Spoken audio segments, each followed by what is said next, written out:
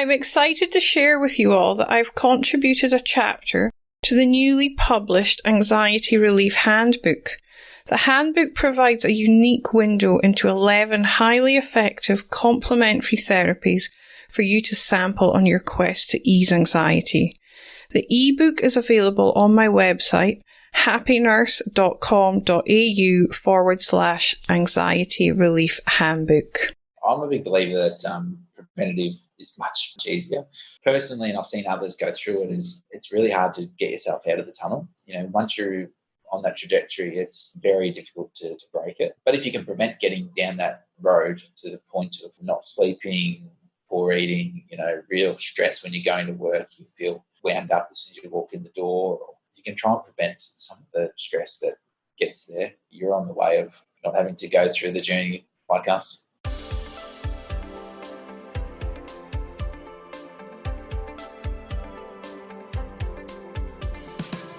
Welcome to the Happy Nurse podcast.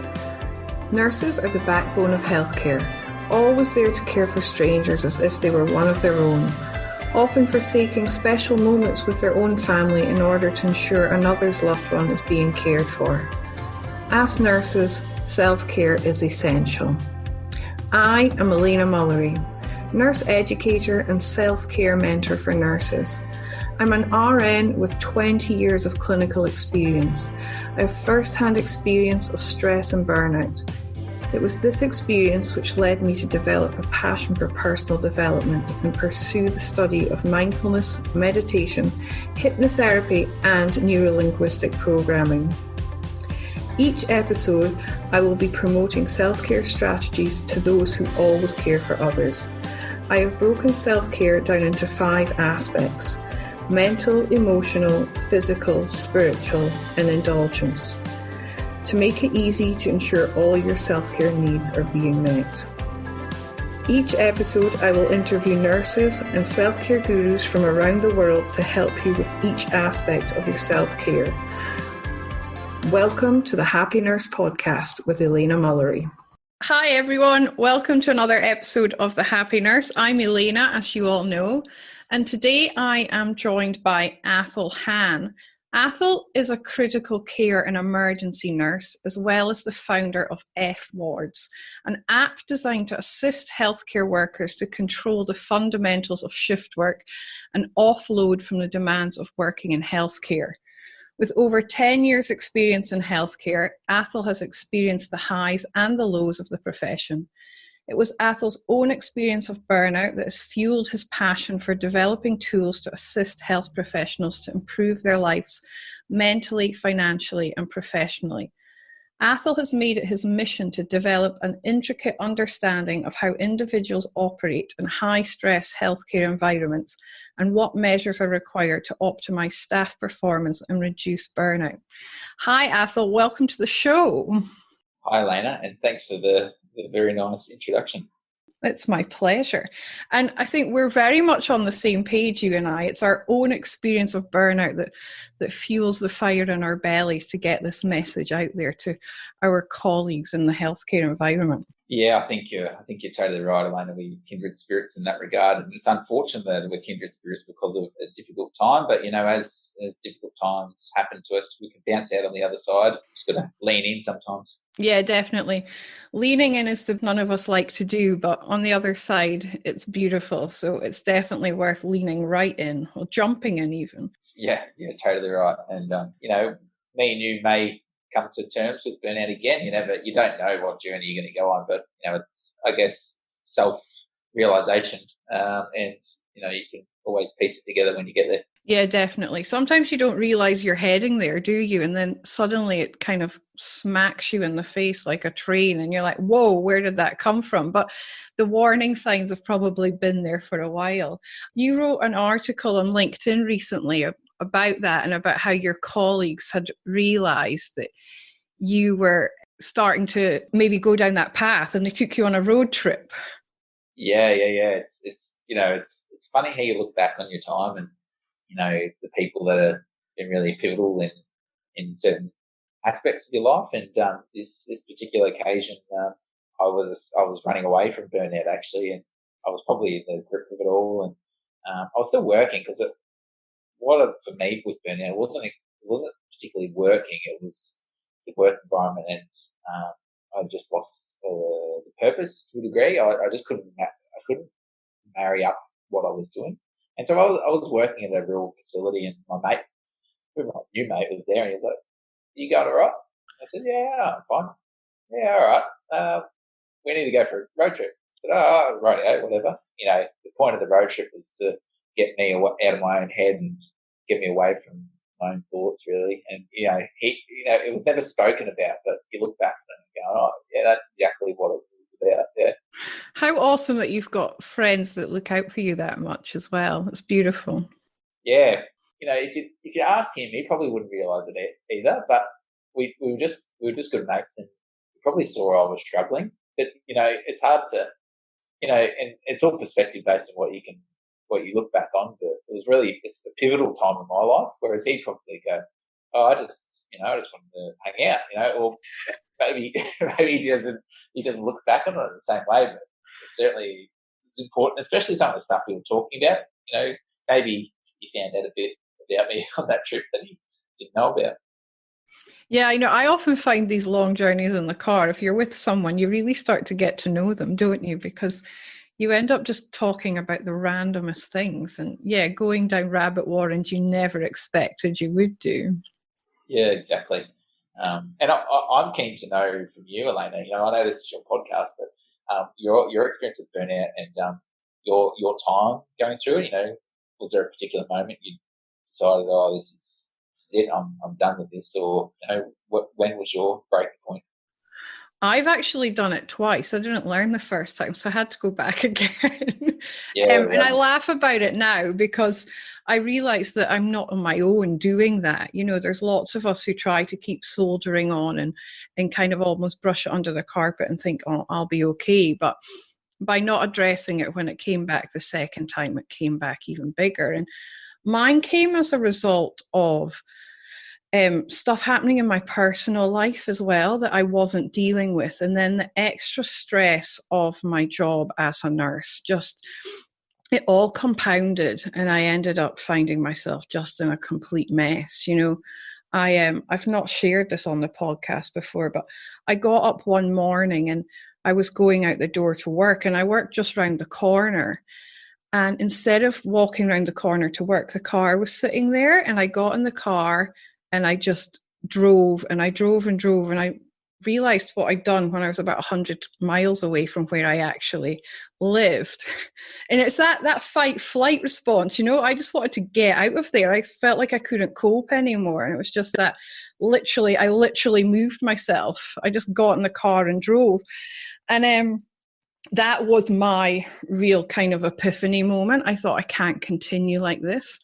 And that's when I found myself in a counsellor's office. And he introduced me to cognitive behavioural therapy, which then ignited my passion for personal development. And I used these tools on my road to recovery. And then I loved them so much, I went on to learn them for myself and many more with it. So yeah, that's kind of where mine all came from. Fantastic. Yeah, it's what a story. 100 miles, 200, about 200 k's. Yeah. Yeah. Hopefully, there wasn't too many flights involved there. My family were all frantic because I turned my phone off as well. I really just wanted to get away. I couldn't cope anymore. I'd hit that wall. Yeah, I'm sure. But yeah, that was my real tipping point. So as you know, I'm all about self-care, as you are, and I speak about having a non-negotiable in my self-care. What would be your non-negotiable when it comes to your self-care? My non-negotiable. I think my answer for you previously was sleep. Getting enough rest. I'm now being very conscious of that. I'm going to change it. Now my non-negotiable is time on the water. These probably two interchange, but I live near the beach up in North Queensland, and I spend a lot of time on the water. I do a lot of stand-up paddling, and it just helps my day if I get out there. There's many different reasons. Exercise, endorphins, But I spend a bit of time on there doing a lot of active meditation. It's not like I'm purposefully doing it, but that rhythm of counting and watching the waves, and getting to a nice rhythm. Yeah, it's my happy place. Yeah, I'm a paddleboarder too, but I think as I've shared with you before, I'm a fair weather paddleboarder. So it's winter here in Australia, and I haven't been out on it in months because, yeah, it's just too cold. You wouldn't think the girl from Scotland would complain about the Australian winter, but yeah, I've been here too long now. So, but I'm the same when I'm on my paddleboard. It's like you're completely present in that moment. It's almost like my meditation for the day when I go out on mine. Yeah, totally. Won't hurt you, but I was speaking about paddleboarding with one of my friends who's a consultant here in ED, and he said one of his friends moved back to Scotland, and she kept paddleboarding. She found it here in Australia, and she bought one of those big, those thermal suits. I've forgotten what the name of it, but it was like an Eskimo suit. She kept doing it in Scotland. So, a dry suit, suit. yeah.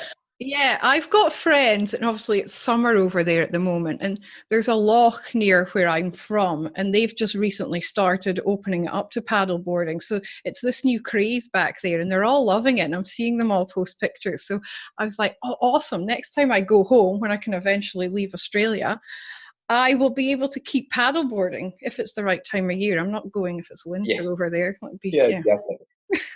Even with a dry suit, no way. Yeah, no, I don't know how she does it, but yeah. Good on her. And what you were saying as well about being out on the water, I find nature very grounding. And I think working in the environments we work in, they're so unnatural. They're white, they're fluorescently lit, they're so sterile. Making sure that we do get out and spend that time in nature and in the natural world is very therapeutic for us. Yeah, totally. And yeah, it's one of those fundamental, sunlight, bird, air, water. It's a great mix. And I think you got to try it. You got to try it a few times, and then you'll see the benefits of it, and all of a sudden you'll start making habits to get out into nature. I think, and I'm pretty simple. I'm a pretty simple person, but I tend to do anything that makes me feel good. And if I notice that feeling afterwards, sometimes that's bad. Also, that tub of ice cream that's gone, because that makes you feel good at the time as well. But stuff that makes me feel good, I tend to take notice and want to do it again. It's I guess a little bit. I'm not addictive, but I always take note of it. It releases all those feel good and hormones, doesn't it? So I'm trying to say endorphins and hormones at the same time. It's coming out weird. If you enjoy meditating, or you would like to give meditation a try, why not head on over to happynurse.com.au/meditation to download my free guided meditation for stress and anxiety relief. It's 12 minutes of pure self-care. I created a model of self-care that breaks it down into 5 different aspects. So these aspects are the mental, emotional, physical, spiritual, and indulgent aspects. Because I realized very quickly when I started promoting self-care to nurses that there was often this association with self-care and like bubble baths or day spas or like the really indulgent things, which are awesome and we do need to include in our self-care. But there is also these 4 other aspects that we need to address as well. And I'm going to ask you about the indulgent self-care first, but I'm also going to speak to you a bit about the physical because it incorporates your app. So what would be your idea of indulgent self-care?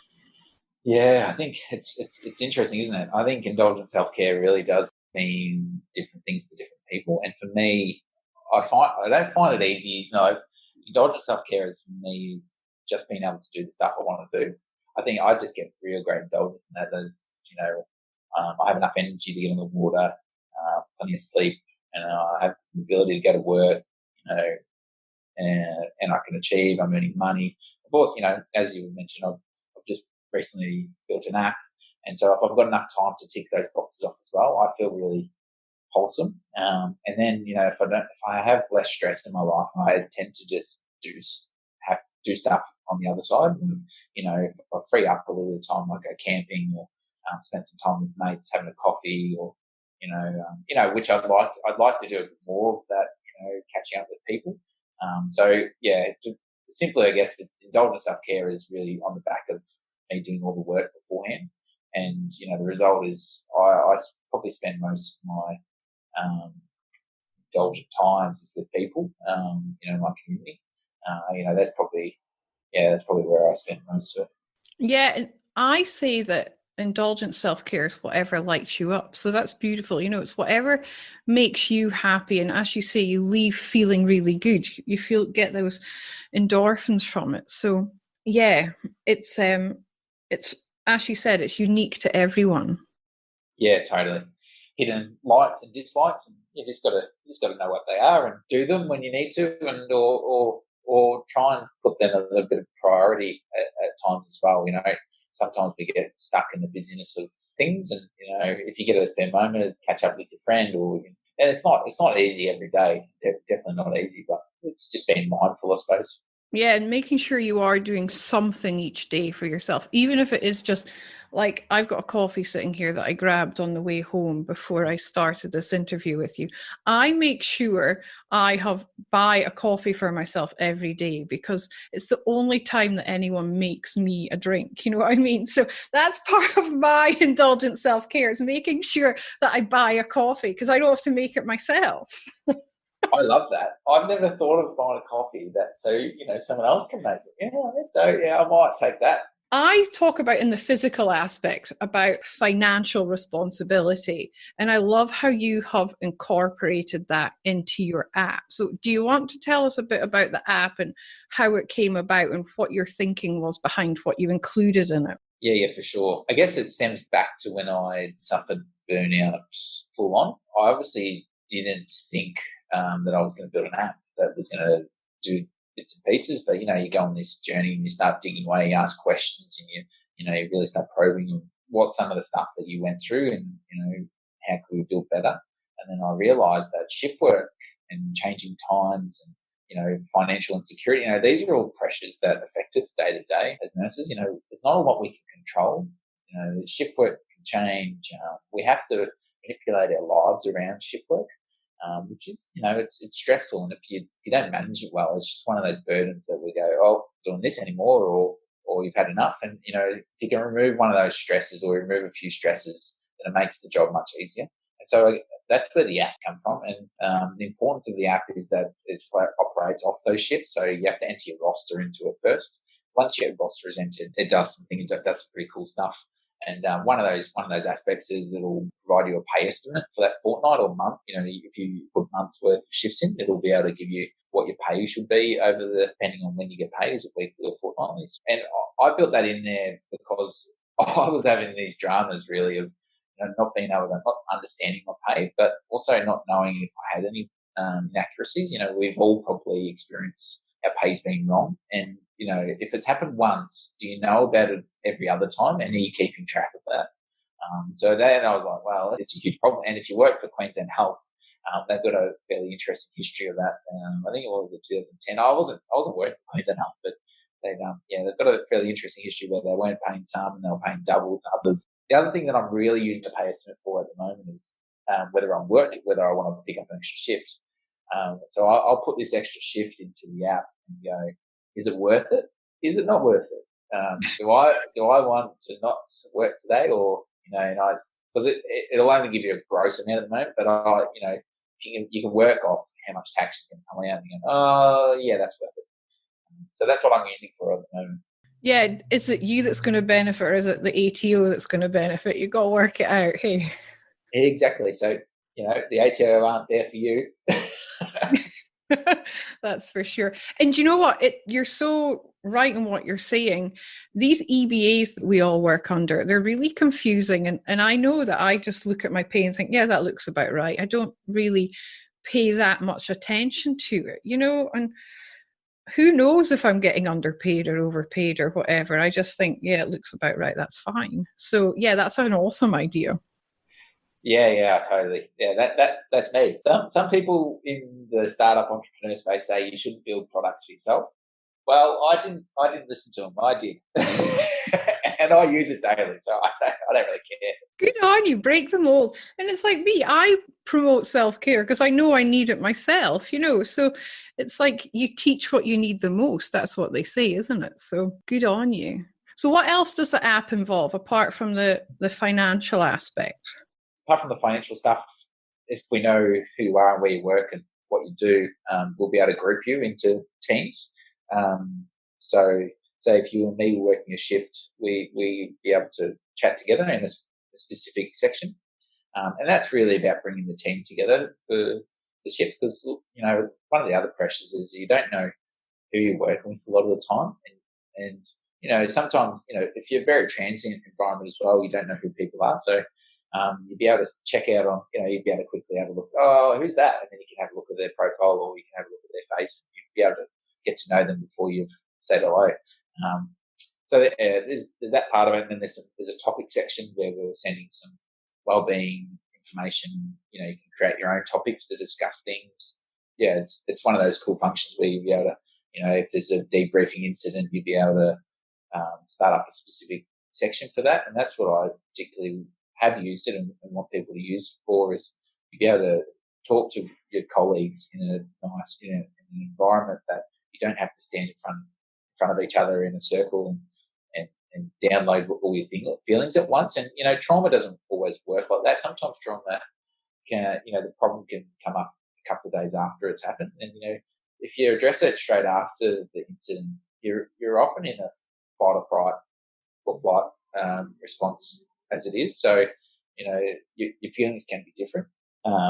So yeah, there's that, and then there's the notice board where there's specific information for nurses that are coming through there, and then the other one is the mindfulness feature, where it's gone off this practice I used to have when I was first starting nursing is journaling or just writing down how my day went, how it went, what I could have done better, any problems that I had, whatnot.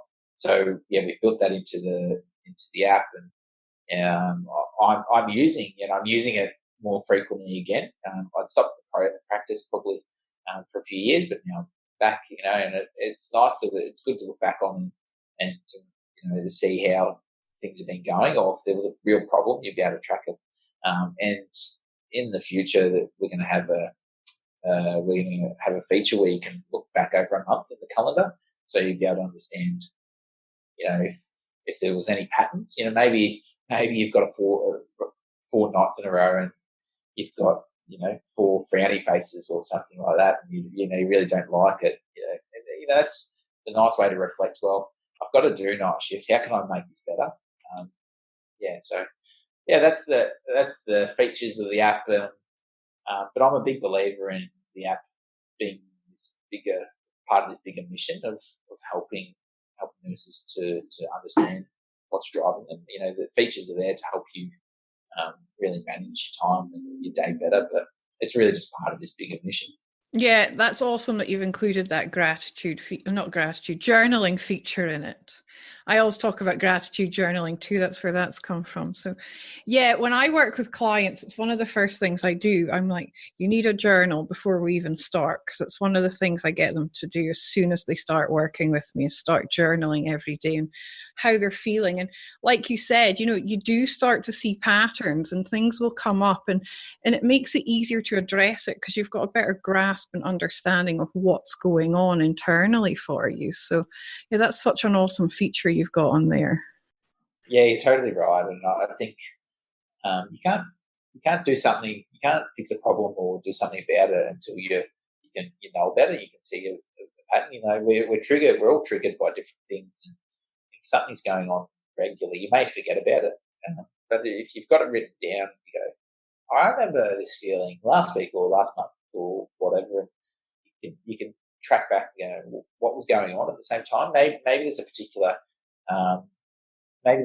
incident, or something you just need to work on, or it's knowledge is power. Totally. That's exactly what I was away to say. Knowledge is power, and recognizing our patterns, because we all have them. We've all got these subconscious patterns running that do influence our lives and what we're doing on a daily basis. Totally. We're very late. Humans are very lazy. We like to do things simply, and patterns is one way. Yeah, it's like driving a car, we don't think about what we have to do like we did the first time we sat in that driving seat. It's just, it all comes naturally. So that's kind of where I'm going with the subconscious. It's running there all the time. In fact, I think it's 95% of the time we're operating from that space. So yeah, Totally. recognizing what the patterns are, what's triggering us, what we need to do. Yeah, that's awesome. Awesome feature. I love your app. It's brilliant. I've got access. Thank you, Athol. I'll just share that with the listeners. Yeah, Athol gave me access a while ago, and yeah, I really enjoy it. It's good. I use the journaling feature in it, actually. Oh, that's good. It's good to hear. No, it's fantastic. Yeah. Now I'm starting to understand you a bit more. I can understand how you've driven 100 miles, without realizing that your subconscious was just, working hard. Fight, flight, flee response. Even got my Scottish accents at play here. And I just was like, that's what I used to do. And I know when I get stressed because I want to run. I want to run in the opposite direction. And I think it took that episode with the driving 100 miles to make me realize this is what I do when I'm really stressed out and like heading to burnout. Well, I was burnt out at that point. But if I start to feel like that again and I want to run, that's one of my big indicators that something's not right. I think knowing them and those triggers is huge because it then lets you address it and put strategies in place to stop it from happening again. Yeah, totally. Yeah, and burnout's one of those funny things. Yeah, I'm a big believer that preventative is much better, much easier, because once you're in that tunnel of burnout, and personally, and I've seen others go through it, is it's really hard to get yourself out of the tunnel. Once you're on that trajectory, it's very difficult to break it. But if you can prevent getting down that road to the point of not sleeping, poor eating, real stress when you're going to work, you feel wound up as soon as you walk in the door, or, you can try and prevent some of the stress that gets there. You're on the way of not having to go through the journey like us.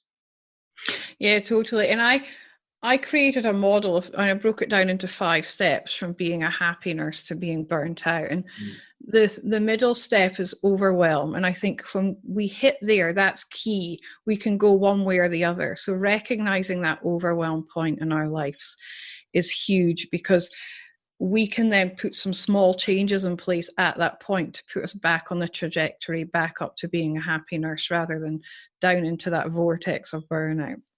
And yeah, people can grab that it's on my website. I think a lot of you on here have already seen it, and I do webinars on it too. So yeah, but yeah, it's funny you say that. Actually, I'd seen it, and then I like it, and then someone had sent it to me. He said, "Oh, have you seen this? This is cool." I said, "Oh, yeah, I've seen that," and I'll pass on the feedback. Oh, thank you. I know I remember the first time I shared it actually last year. It got like 40,000 hits or something. I was like, whoa, this has really hit a nerve with people. So yeah, I knew I was onto something when that happened. And it just shows you how stressed out people are out there because it's resonating with them so quickly. Totally. Yeah. I know a lot of people reached out to me and was like, can I get this in a poster version? So I know it's gone up in a lot of break rooms around the country. So yeah, it's interesting. That's fantastic. Yeah, we definitely need more messaging and posters like that floating around. Yeah, and just it's that acknowledgement that it's okay to be feeling like this. You're not on your own. Brené Brown speaks about the power of me too, and it's that realizing that you're not the only one that's feeling like that. And like, you don't feel like you've been ostracized from the tribe, it's very powerful. Totally. Yeah, definitely agree with that. So I speak about turning up as the best version of ourselves, or always trying to turn up as the best versions of ourselves, because I think if we're doing that, then we're offering much better patient care. We're a better colleague to our colleagues. We have better relationships with allied health and medical staff as well. So Who or what inspires you to be the best version of yourself? Yeah, it's an interesting question, and it's not super simple, to be honest. Because I think a lot of us don't realise why we do things, and me myself, you know, um, we we do, we're not selfish creatures by nature, but we do like to give, especially nurses. We like to give to others. And I was thinking about this, and I don't have a really good answer for you, but I really think it's my friends, colleagues. I work in a pretty close knit team. Really, we all have our dramas and problems, but um, you know, turning up to work and helping out my mates. I think that's probably what inspires me the most. I recently wrote about it on LinkedIn, but it's, I guess, if I can help help others, like my mates have helped me. I think that's really what inspires me, is to be there and be my best self. There's a few junior nurses coming through, and they're exceptional. They've got great energy, and they just need a little bit of support. And I love to help them, in any which way that I can. Maybe it's just that maybe they already know the answer and they just need to talk to someone or whatnot. So I think that's probably the bit that inspires me the most. That's awesome. And you sounds like you work in an amazing team where you are. Part of the reason I ended up coming here, to be honest, is that everyone looks after each other to a degree. We're not, yeah. Obviously, we've got drama every now and then, but at a whole, no one's out to get you. I think that makes a big difference. Yeah, totally. Yeah, I mean, I know you could go down that whole rabbit warren of the nurses eating their young, and unfortunately it is still out there, but it's so refreshing to hear about departments that's not happening. And I'm fortunate that I work in a very positive department too. And I'm the same, I get inspiration from my colleagues, and I love helping out the juniors because I want to be that role model, if you want, for want of a description, that I probably didn't have when I was a junior nurse, and letting them know it's okay to ask questions and no one's going to think you're silly, because I think that's a huge part in being a junior nurse, is that fear of sounding like you don't know what you're doing, when actually you're not expected to know what you're doing all the time, but it's really important to ask for help when you know you need it. Yeah, it's one of those. Yeah, it's funny. We don't want to be seen as an idiot. Like, we don't. Yeah. So we all need a stable platform to raise our hand. If you don't have if your feet aren't stable, or you don't feel comfortable, you feel fearful of what you're going to say, then it makes it really difficult to raise your hand on any topic or subject. It's not only just about yourself. So I think that's pretty fundamental as well. Yeah, definitely. So what other expertise can you offer the listeners to help with their own self-care? Have you got any other handy tips? Or I don't see myself as an expert, to be honest. I tend to do stuff. I'm pretty simple. Things work for me, or I feel that little bit of a rise in happiness, and I just do it. But I guess for other nurses, I think don't be so hard on yourself. Life's a bit of a journey. I've been in the game for about 11 years now, in and out, changed departments and whatnot. And if it's becoming tough, or whatnot, there's always people to talk to. There's always support out there, and maybe it's just talking to a friend and going to the beach one time, and you'll sort out all your problems. Most of my problems can be sorted out from talking to someone. So, that's all I tend to do is find someone, even if they don't know me. Here, listen. it's the power of that compassionate ear, isn't it? Someone who just listens to you and lets you vent and helps you kind of rationalize it all in your head. So, yeah. Yeah. And I think it's really important that people understand why they do things. Not everything, but why you got into nursing. A lot of my break in burnout is that I started to realise why I'd become a nurse and what actions. Not even just nurse, because I think nursing is a part of you. It's not you, and you're not only a nurse, so it has to fit in your life. And if you could just understand what drives you to get out of bed, and what does it mean to you? Do you have kids, and what purpose do you want to have significance for them? What purpose does every day have? And if you can start to rationalise some of that against the decisions you make, makes life a little bit easier. Yeah, definitely. And a lot of us, like myself, I started nursing when I was single. I was 20. And now I found myself 20 years later. I'm a mum. I've got 2 kids. I'm juggling a house, a business, a family life, my job as a nurse. So, yeah, it's an ever-evolving process, isn't it? And it's, I think, offering yourself that same compassion. Like you said earlier, don't be too hard on yourself. Give yourself a break and offer yourself that same compassion you offer your patients, because sometimes we're so good at over giving to everyone else we forget to give to ourselves. Oh, totally. The pandemic of self-sacrificing is well and truly there, and it's been there, unfortunately, for a little while. Well, and even in my career, I've started to get a bit better at it, but definitely sacrificed myself. Many times doing long shifts and then going, thinking I need to achieve something else or exercise. And sometimes you just got to sit there and look at a blank wall.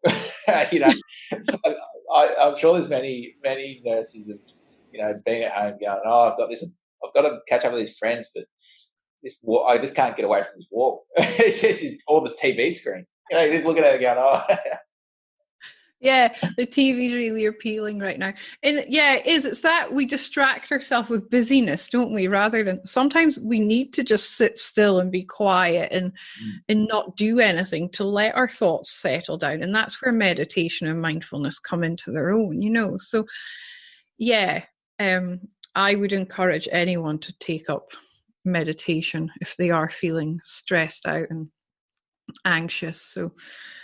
But that's another podcast on its own. It certainly is, that's for sure. Yeah. Yeah. Anyway, Athol, it's been awesome speaking to you. Thank you for joining me today. I'll share with the listeners, this is actually the second time we've done this, because the first time I forgot to press record. So I always say we learn from our mistakes, and I'll definitely not do that one again. But Athol very kindly agreed to re-record. So thank you, Athol. I really appreciate it. Are you recording this? Oh, I just thought we were chatting. I'm glad you found the button this time. You got to learn from those mistakes. Yeah, definitely. So where can the listeners find you or your app, or who's it available for, if they want to pursue it a bit more and download it? Yeah, so the app's available to download on Apple or the Play Store or the App Store. You do have to be a public health nurse at the moment. Just until we get going, we just have to keep it to the public sector. So you can go there and you can download it and you can enter your work email address and you should have access. If you don't have access, let us know, and you can go to Facebook or email me at hello@forwards.com, FWARDS. You can find me on LinkedIn, which I spend a bit of time on now, so that's, or Facebook or Instagram. Yeah. Awesome. And I'll put the links to your socials and to the website. Have you got a website? Oh, yes. Also forwards.com. Yeah, it'll all be in the show notes so people can check it out there too. Awesome job. Yeah. Well, thank you so much. It's been a pleasure chatting to you. You too, Lana. Thank you for listening to the Happy Nurse podcast. If you've enjoyed today's content and would like to join the Happy Nurse community, head over to Facebook and check out the Happy Nurse AU Facebook page and request to join the Happy Nurse community. Also, check out happynurse.com.au for access to free downloads and subscription to my blog. See you soon, and in the meantime, remember to always offer yourself the same compassion that you so freely give to others. I'm excited to share with you all that I've contributed a chapter to the newly published Anxiety Relief Handbook.